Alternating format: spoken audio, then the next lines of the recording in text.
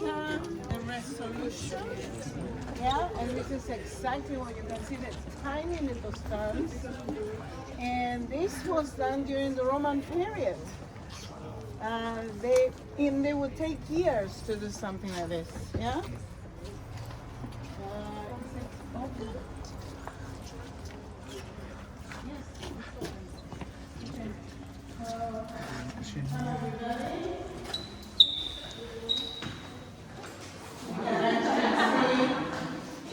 And it's written in Hebrew. Who can tell me what that says?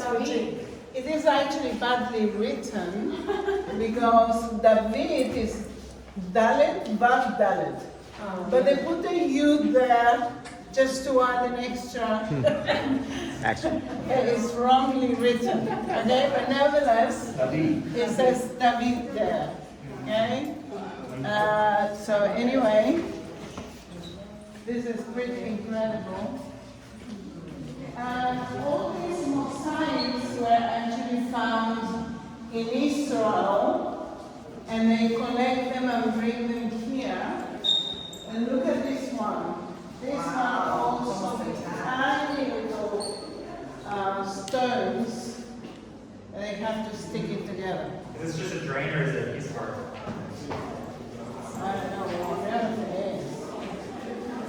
Are you going down to the original? But the process of making the mosaics is actually you actually make un dibujo, a drawing, and then you color the drawing, and then you put it on the floor. So first of all is the drawing, okay, and then you mark it.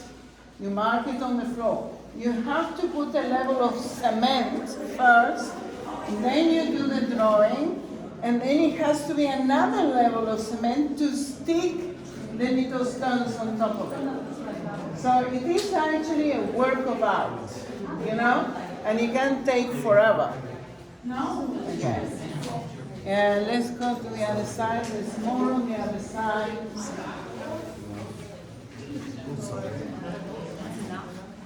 Yeah? Look at the bridge there. Isn't that funny? Yeah. Good. Okay. This is fascinating.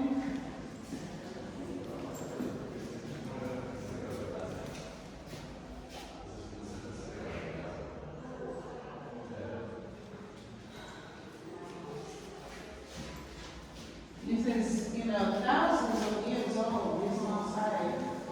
And the conditions of it, is incredible. You have things written. If it is written in Hebrew, we know which period of time it is. If it is written in Greek, it's because from the Greek period. If it is written in Latin, we know it's from the Roman period. What was the Greek period? Huh? When was the Greek period? 332 BC to 167 BC. So that's the Greek period, and they will do things as Hebrew. They write things in Greek. Yeah? That's Greek, I think. These are the originals? Yes, yes. So, you dig here in Israel, you'll find something. Okay? So everywhere they dig, they find these kind of things, and they are not allowed to destroy it. So the archaeological organization here, they will come and collect them, each bit of it, and then they will bring it and put it, and preserve it. And look at this, look at the condition of this. I mean, it's just incredible. It's incredible. Is it real or is it It is real. reconstruction? It is they found it. No touching. And then Just they kidding. have to bring it here. And then they have to put it back into place. Yeah, because they disarm it to be able to bring it here. But they actually keep to the original stones and the original pattern on it. So how old are these? They're thousands of years old. And then Jacob's putting his Yeah, that's right. This stone. This one in particular, look, this one in particular is the mosaic floor from the pillar of the early church in Shiloh. That means it belongs to the 3rd or 4th century AD. This actually have 1,700 years old. And look at this in mint condition. You see, because the stone is that particular color, so the color of the stone doesn't go off, yeah? And therefore it can last forever, yeah? Empo? Also, we're going to be in Shiloh. We are going to be in Shiloh. You're going to be able to see the remains of that church in particular, but nevertheless, that was taken out of there. And the pattern, I mean, it's just unbelievable, okay? Shiloh. I don't know the Peruvian. Yeah. I wanted to ask you earlier, Yeah. do the Jews, I know a lot of Jewish people are triggered by the cross, at least my family is. Right. Very much so. Of course they hate it. They hate it. Is it more so because of Yeshua, or is it also because it was used as torture for the Jewish people? So the reason that the Jewish people don't like the cross is because in the Nazi era, if you killed, I think, 50,000 Jews or something like that, 70,000 Jews, you will get a cross by Hitler. Oh, now I understand why my mom is so triggered. He comes in with a cross and That's my why I mom bought this can't. yesterday. My mom loses it. You have to, I mean, for the Jewish people, and sometimes people buy me crosses as, you know, as a gift, as a, you know, to say thank you, Sonia, whatever, you know. And I said, I'm sorry, I can't wear this, you know, it's a shame if you give it to me. Yeah. Don't give it to Oh, me. no, we're going to have to go back to all the shops and give them all back. So, So what about the anyway, cross? that's why, But okay, what about- it's to do with Hitler. Yeah. Sonia, what about those ones where you see the cross inside them, like on David? Yeah, so this is, many Messianics actually wear that one, the cross with the Is it because they're David. trying to redeem it and bring it back? I have no idea. But you see, Hitler have abused Christianity. He wasn't in Christianity, he was in the occult. He was actually, you know, searching witchcraft, searching demons, okay? He was after what the demonic was telling him to do. And it was to annihilate the Jewish people. But they use anti-Semitic Christian theology against the Jews. Yeah. They use replacement theology because it suited their worldview, yeah, their agenda. And with that, they actually justify the murder of 6 million Jews, yeah? Which is pretty horrific, right? And this is why also one of the reasons why the Jewish people find it so hard to come to the faith. They're here? Okay, let's go outside. Yeah. Because basically they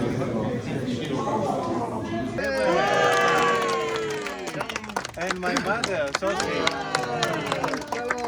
So, yeah, I'm so thankful that you came to be with our group. And this is like 10 minutes away from home. Yeah, we live just up the road, yes. Yeah. So what's very special about this place, personally speaking, is very, very special. If you can see the asphalt, remains of an asphalt road. This is part of the old, and the road used to go here. It's the part of the old Roman Jerusalem-Jericho road. So, who walked along this road? Even now it sends goosepimples. Yeshua and the disciples will walk along this road here.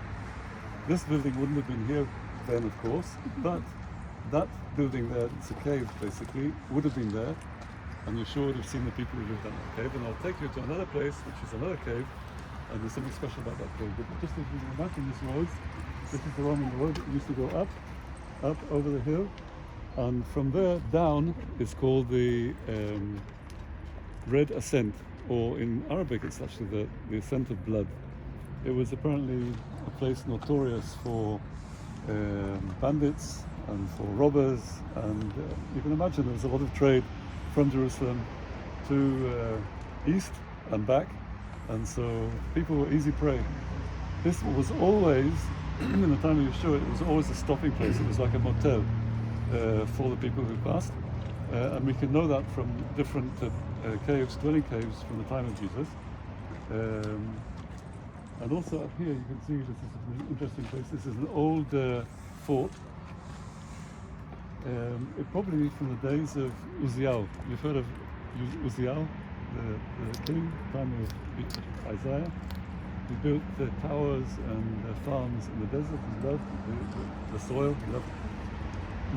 My studies are in agriculture, and he loved working the land. And so this is the remains. Actually, what you can see basically is here is part of a Roman after Mamlukian fort. So this would have been here, and just over here, which you can't see just from here, was a stopping place for Herod and his entourage when they used to go eastwards, like a summer palace. Part of he had a number of places where he built. He liked building houses for himself, and that's one of the places. So this place was a hub for the travel. It's more or less 1/3, 2/3 of the way to Jericho. So it was an important place for stopping off and being refreshed. Okay. So let's move here. I want to show you something very, very interesting.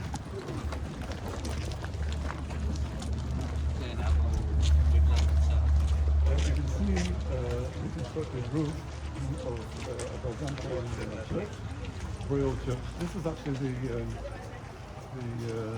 courtyard of the Khan, which is a caravanserai, which is like a motel for the travellers. And we're going through now the main gateway to this closed courtyard of the motel.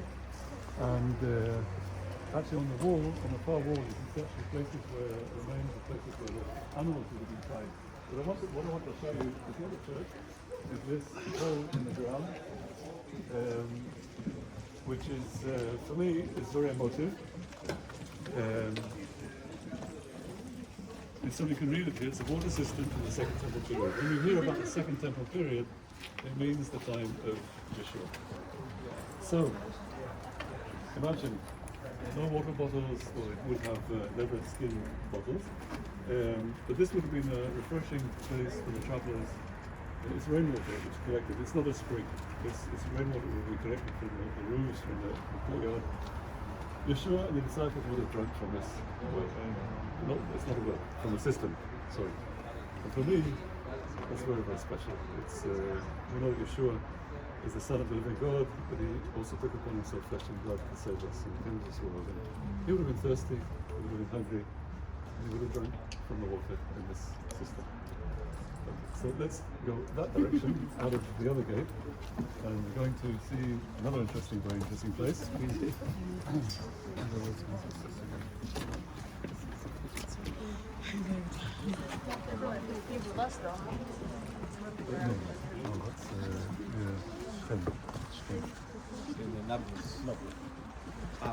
I will at the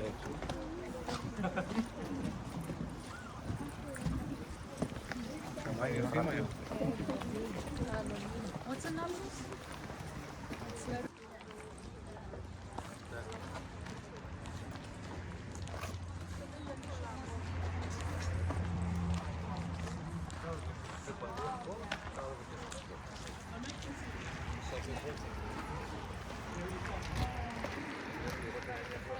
You're just crossing now the line of the Roman Road. You would go this way.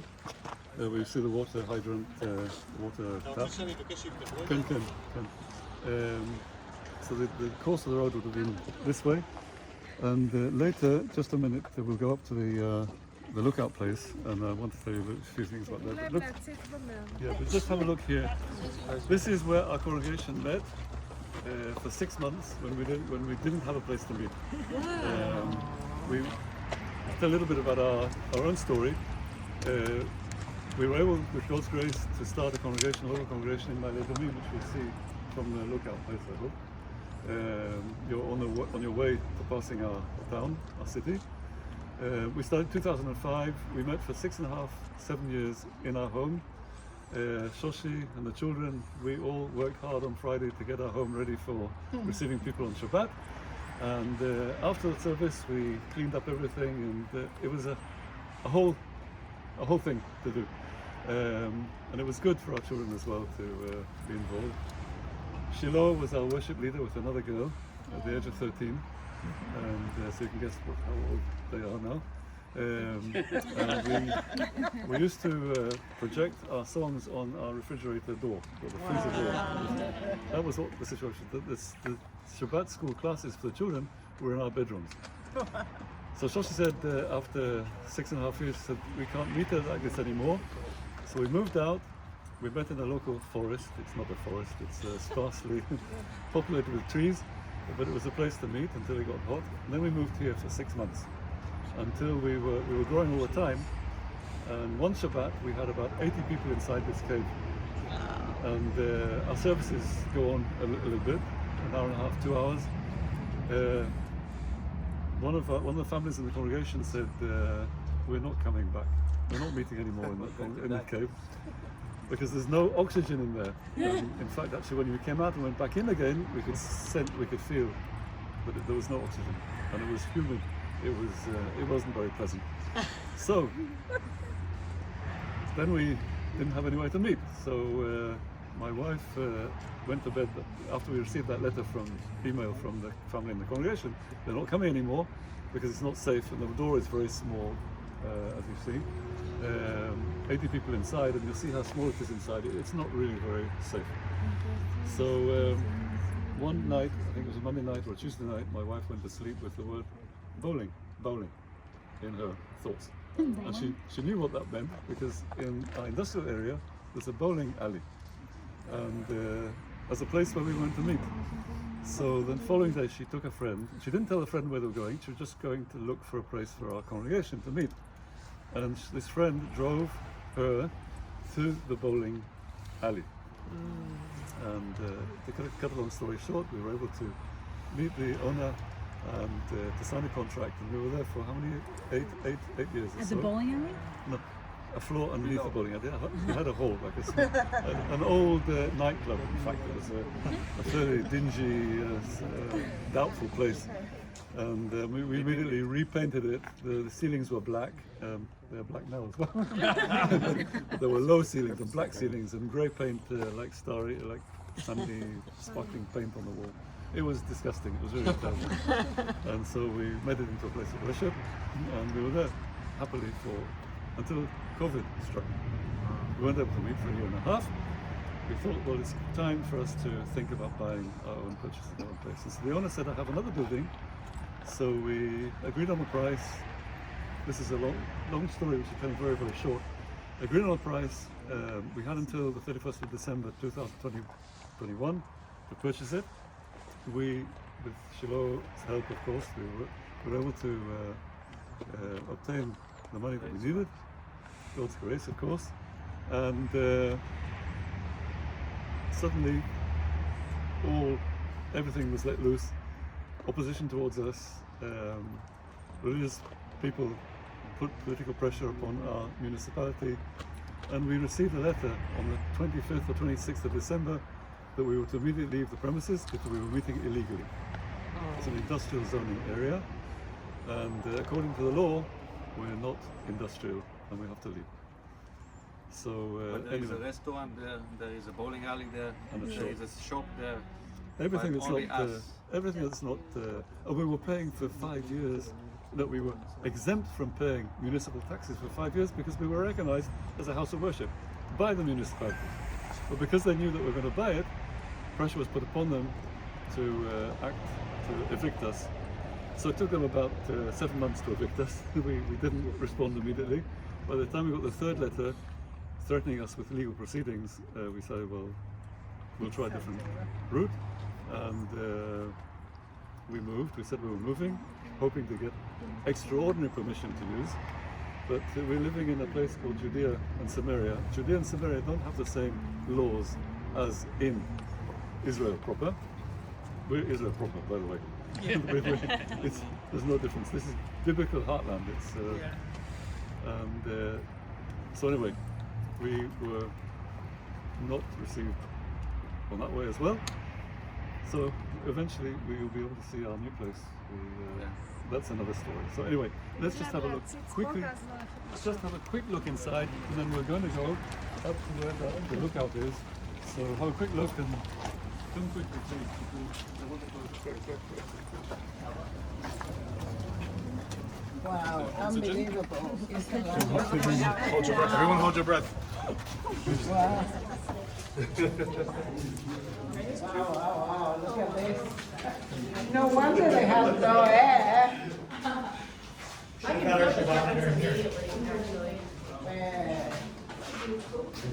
you imagine Sheila reading what? Acoustics would be great. Oh, Yeah. oh, they've got a projector as well. Yeah. Oh, that's the projector screen. No projector as well. Yeah, let everybody in, guys. Let them in.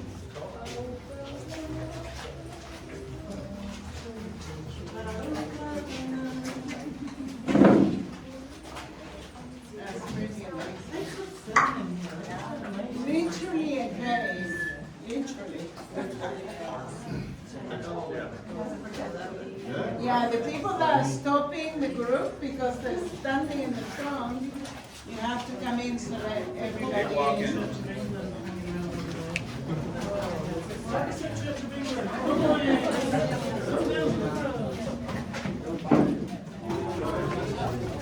People are allocated. Big mobile, I can't stay out of the mud. I want you to meet my father. Ah, yes. We're going to experience this back home. So, On the left side, by you the can go wall, along the fence. Maybe a little less, still a little tougher. Might all that There is another room with red hair. Yeah, they both have red hair. below this observation Yeah, point, no, I can there are another by couple of myself. caves as well. And I do have This is sisters. really help people with work and serve travelers on their way to Jerusalem or on their way back to Jericho. I bet it's them. Yeah, that's crazy. I'm from Tallahassee, Florida. It's very How long have you been here?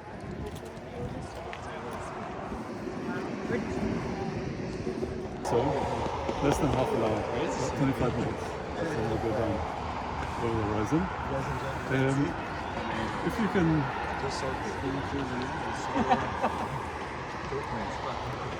This is like my good moment. we follow part of the Roman road. It goes down beneath us. You can see.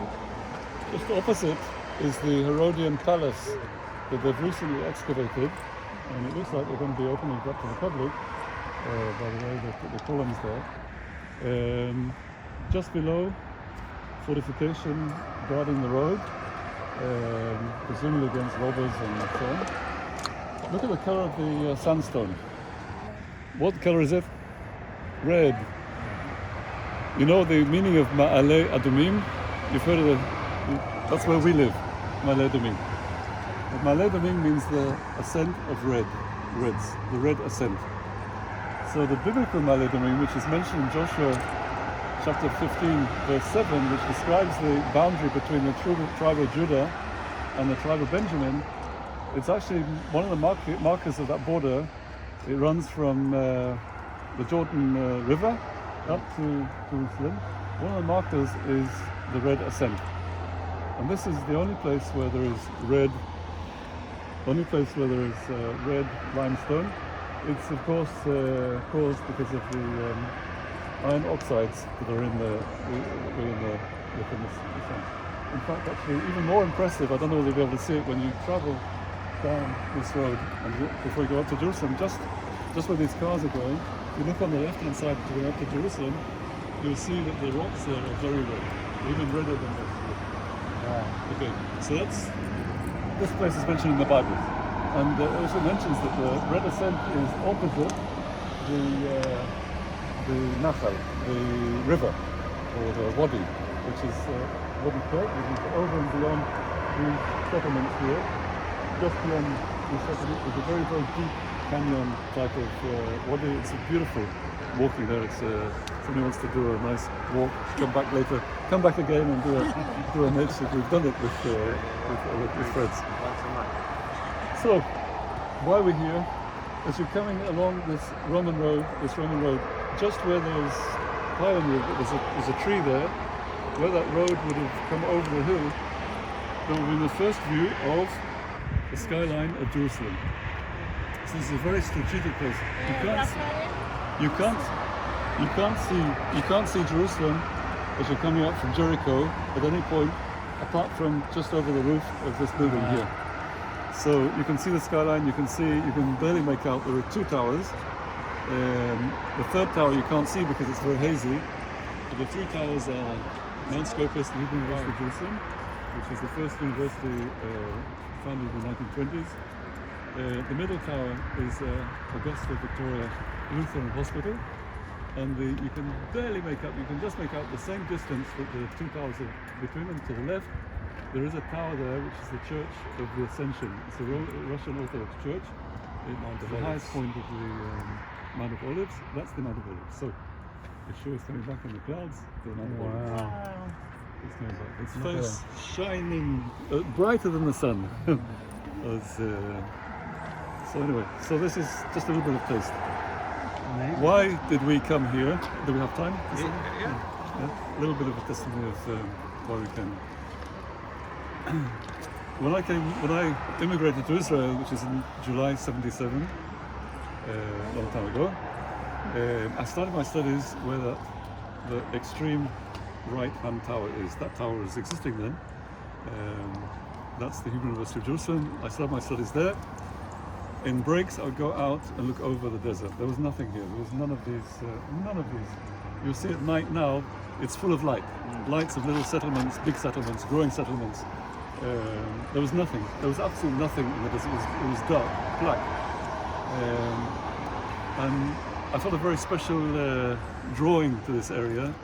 Whenever I could, I would do hikes and into the desert. Some of them a bit foolish in the height of summer. To the Dead Sea, but I just fell in love with this area. Because of my studies in the Faculty of Agriculture at the Hebrew University of Jerusalem, the second and third year of the degree course were in Rehovot, which is southeast of Tel Aviv. And there I met my dear wife, and she's a mother of 6 children. Shiloh is the fourth of the family. And all the boys are worship leaders. For Shiloh is just very special. They're all very special, all the boys. And we have 2 girls as well who are very, very special as well. They got 2 berries. They get 2 berries, yeah. And when we were in Rehovot, we were part of a local congregation there. And I got 3 dreams, visions of this area, and it really pulled my heart to hear. And one of them was these. You see these beautiful undulating hills. One of the dreams was, limited to one of the dreams, was I was standing where that tower is, near the tower. There's an amphitheater there, near the tower, looking over the desert in the dream. And these hills, these rolling hills here, this area, were covered in trees, and I could see the fruit on the trees. They were yellow and orange. You have Solo's colours on the shirts. They were the colours that we discovered after they were printed. There's no connection whatsoever. But these trees had these yellow and orange fruit, big fruit, like citrus trees, oranges, lemons, grapefruit, and so on. And it was a sign of fruitfulness. Sorry, I'll say another dream because that's important. Another dream was we came to look at a house on the edge of the desert. It was the last house of a road, a street, and the end of that house, the end of the street, was just desert. The road stopped, asphalt stopped. And in the house, we went into it, we were shown the house. In the house, there was this glass bookcase, large bookcase with Bibles. And I thought, this is very strange. In the dream, it was very meaningful, this glass book. And then when we went out of the house, in the chatzer, the yard, the grounds around the house was a field which had been cultivated. You know, the fields are cultivated, the tractor goes and lifts up the bed, makes a little bit of a raised bed for planting, and there were already the indentations, the little holes for planting. That was the dream. We believed, we felt that the Lord was calling us, so we told our congregation. They actually joined us. They all came and moved to Ma'ale. We thought of actually joining this settlement here. We were interviewed. We didn't go there because we didn't have a transportation. We didn't know any believers there in this Ma'ale, which is, you see that the sun is setting to the left.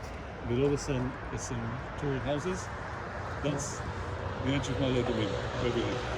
So we moved here. We moved there, and there were new believers there. We were part of a house group and part of a local congregation in Jerusalem for 9 years, 8 years.